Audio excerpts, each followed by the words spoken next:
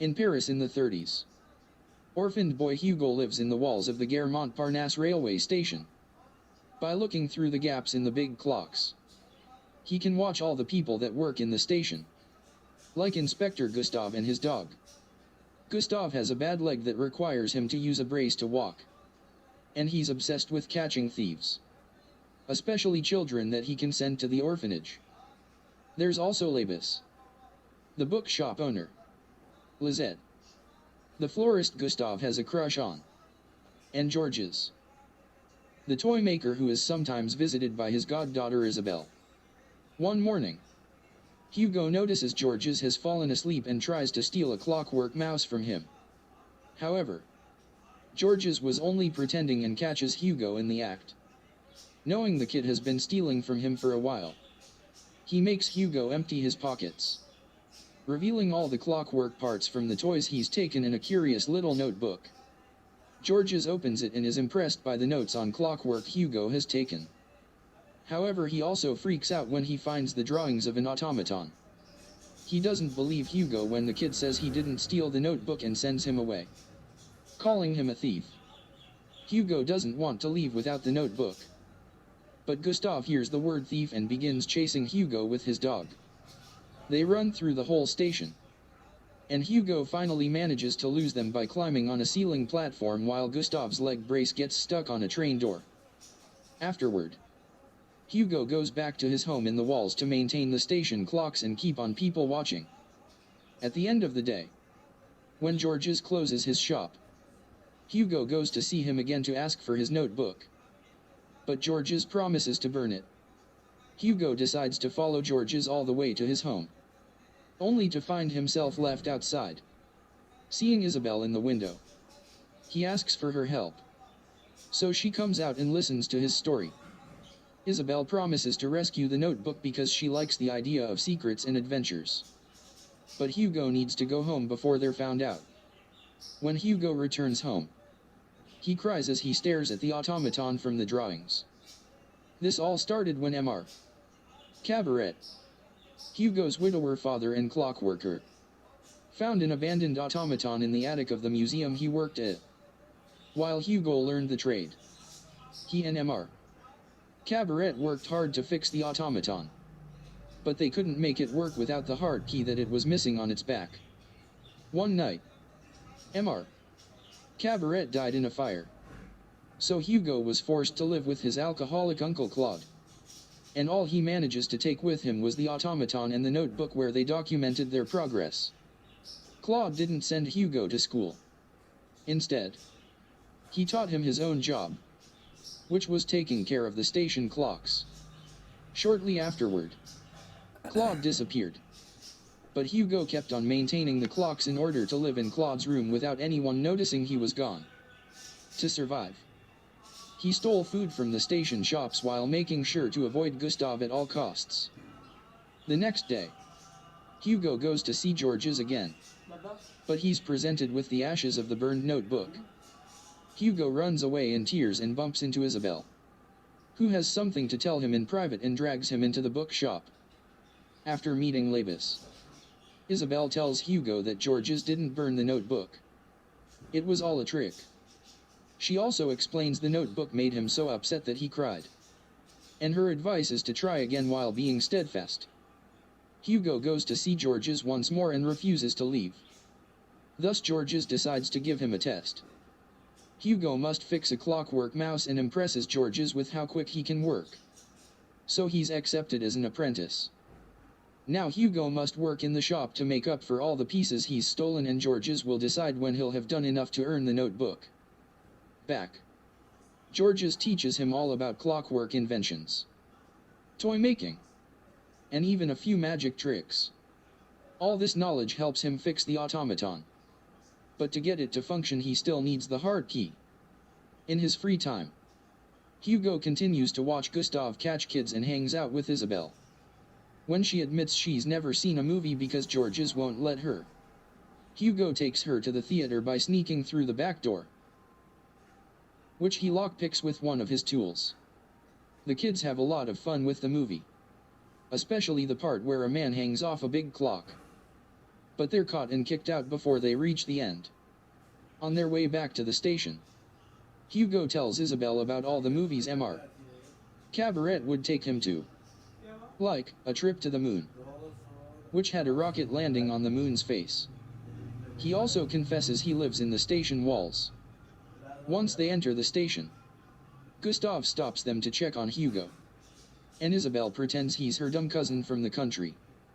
The dog is suspicious of Hugo's smell, but Isabel comments it must be the smell of her cat and Gustav lets them go. Afterward, Isabel asks to see Hugo's home in the walls, but he refuses and tries to lose her in the crowd. Unfortunately, Isabel isn't used to crowds and almost gets trotted on. So Hugo comes back to rescue her and discovers her necklace is the heart key. Accepting to show Isabel his secret, Hugo takes her to his room and borrows the key to activate the automaton. Fortunately, it does work, but the automaton only writes a few meaningless lines. Hugo cries thinking he could have fixed it and wishing it could have a message from his father. But suddenly, the automaton starts moving again and finishes its work. It's a drawing of a scene from A Trip to the Moon, signed by Georges Méliès, which Isabel identifies as her godfather's full name. The kids go to Isabel's home to speak to George's wife Jean, telling her about the automaton and showing her the drawing. This upsets Jean, who asks them not to dig up the past because they're too young to understand. At that moment, Georges comes back, so Jean hides the kids in her room. There, Hugo looks for his notebook and notices that the wardrobe has a hidden compartment with a box inside. Since Isabel is taller, she takes out the box by standing on a chair. But the chair breaks and the box falls, revealing a bunch of beautiful illustrations that include A Trip to the Moon. Georges hears this and comes to check on them, finding his work all over the floor. This causes him to have a breakdown as he remembers he's nothing now but a penniless merchant. He also calls Hugo cruel for breaking his trust like this. Hugo returns to the station, where he bumps into Labus carrying some books. The man notices Hugo's interest in Robin Hood Le Proscrit, because he used to read it with his father. So Labus decides to gift him the book since it seems it was intended for him. Meanwhile, Gustav tries to awkwardly make conversation with Lisette, but he's ashamed of his leg, which never healed after a war incident. Lisette doesn't judge him though. In fact, she reveals she lost her brother during the war. To show her sympathy, she gifts Gustav a couple of flowers. The next day, Labus tells Hugo and Isabel to go to the Film Academy library to find the information they want. A book called The Invention of Dreams reveals Georges was one of the first filmmakers and very successful at his craft, having made over 500 movies. But it also says he died during the Great War. The kids' reading is interrupted by the book's author René, who is delighted to hear that Georges is actually alive. He takes them to see his private collection, explaining what a big fan of Georges he's been since he was a little kid when he got to visit the set while his brother worked there. Nobody knows why Georges stopped making movies, but among his collection of memorabilia, René has the only film of Georges that has survived. Later, Isabel and Hugo discuss a plan idea while he maintains the clocks. Hugo thinks everyone has a purpose, like machines. So maybe that's why Georges is sad all the time. He lost his purpose and it's up to the kids to fix him. Before leaving, Isabel kisses Hugo on the cheek. The next day, Hugo finds the heart key on the train rails and goes down there to recover it, not noticing the train is arriving at the same time. The locomotive operators aren't able to stop the train on time and the entire vehicle goes off the rails, crashing against the station walls. Hugo then wakes up, understanding it was all a dream, only to discover his body is becoming an automaton. But this is a dream as well. The following morning, for real this time, Claude's body is found in the river.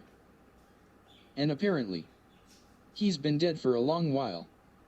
The authorities inform Gustav, who is now obsessed to find out who has been maintaining the clocks.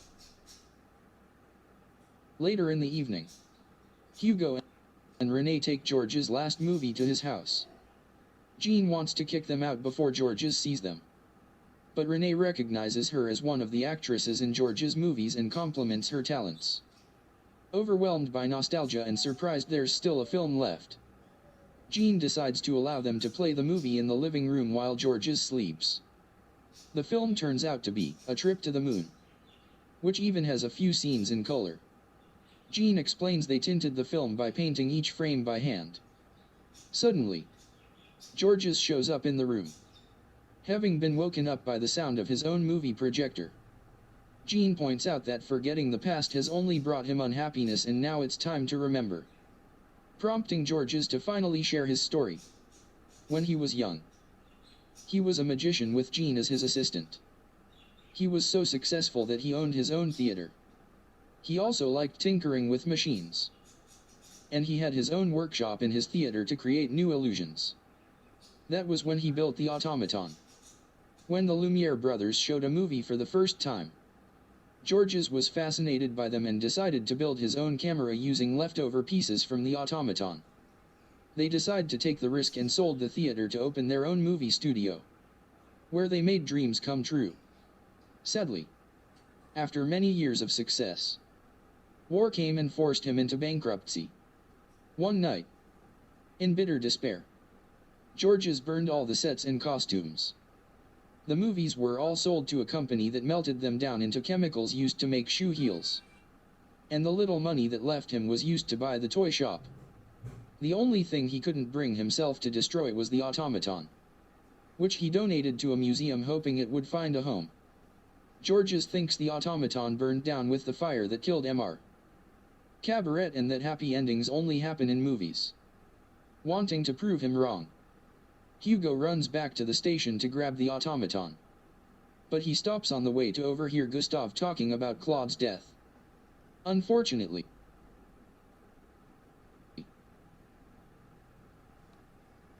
a shopkeeper's dog comes to sniff Hugo and alerts Gustave of his presence, causing Hugo to get caught and locked up in Gustave's office. The inspector calls the orphanage to send Hugo there, explaining he went to 1-2. Where he was taught to follow orders and survive without a family because you don't need one. While he's busy on the phone, Hugo lockpicks the cell door and runs away to hide in the station walls. In his hurry, he forgets to close the lid behind him. So when Gustave comes after him, he manages to enter the walls as well. In order to escape Gustave, Hugo decides to follow the movie he's seen with Isabelle and climbs out of the building through the giant clock. Gustave falls for the trick and thinks Hugo took another corridor. And once he's gone, Hugo comes back in to retrieve the automaton. On his way out, Gustave finds him again and causes him to drop the automaton on the rails. So Hugo jumps in to get it back. There's a train coming that can't be stopped. But luckily Gustave grabs Hugo and drags him out of the rails. The inspector still won't listen to Hugo's pleas and intends to take him to the orphanage. But his plan is interrupted when Georges shows up and claims Hugo as his. A few weeks later, Renee throws a gala to celebrate the life and work of Georges, who has been named a professor at the Film Academy. Thanks to a search through vaults, private collections, barns, and catacombs, they've managed to recover some old negatives and decayed film. And now they have 80 of Georges' films that they proceed to show. During the after-party, it's revealed that Gustave is dating Lisette and his leg now has a much better clockwork-based brace made by Hugo, who is impressing all the guests with some magic tricks. Lastly, Isabelle has discovered her purpose is to be a writer, and she shall begin by writing Hugo's story.